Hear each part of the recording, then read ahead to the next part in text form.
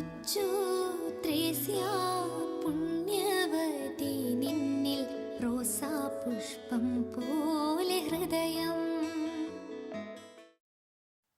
ചെറുപുഷ്പമൊഴികൾ.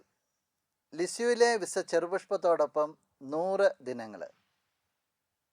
30ാമത്തെ ദിവസമായി ഇന്ന് നമ്മൾ ധ്യാനിക്കുന്ന ചെറുപുഷ്പമൊഴി, ഇഹത്തിൽ ആശ്വാസം ഇല്ലാതിരിക്കുക എന്നതാണ് എൻ്റെ ആശ്വാസം.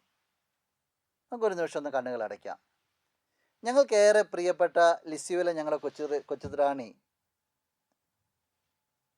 ഞങ്ങൾക്കേറെ പ്രിയപ്പെട്ട ലിസ്യുവിലെ ഞങ്ങളുടെ പ്രിയ കൊച്ചുറാണി ഈ ലോകത്തിൽ ആശ്വാസമില്ലാതിരിക്കുന്നത് എന്നത് ഏറ്റവും വലിയൊരു ആശ്വാസമായിട്ടാണല്ലോ നീ കണ്ടിരുന്നത്.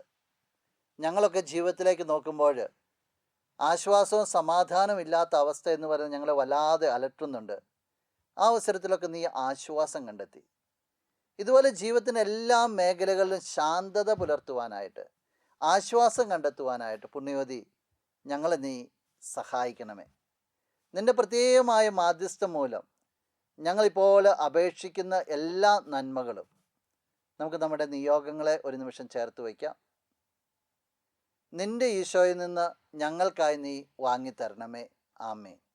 നമ്മുടെ കർത്താവ് ഈശോ മിശിഹായുടെ കൃപയും പിതാവായ ദൈവത്തിൻ്റെ സ്നേഹവും പരിശുദ്ധാത്മാവിൻ്റെ സഹവാസവും വിശുദ്ധ കൊച്ചുത്രേസ്യയുടെ പുഷ്പവർഷവും നിങ്ങളെല്ലാവരോടും കൂടി ഉണ്ടായിരിക്കട്ടെ, ഇപ്പോഴും എപ്പോഴും എന്നേക്കും.